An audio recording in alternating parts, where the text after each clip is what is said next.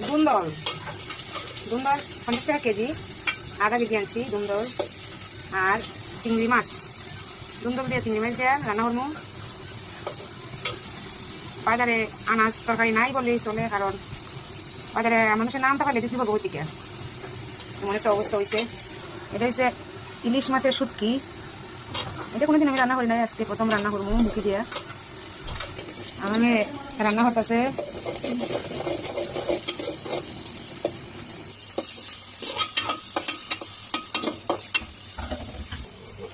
গরম পানিটা দিয়ে নিতেছি। তারপরে অনেক অতিরিক্ত লবণটা দেওয়া লাগবো। হলুদ, মরিচ, ধনিয়া গুঁড়া দিছি।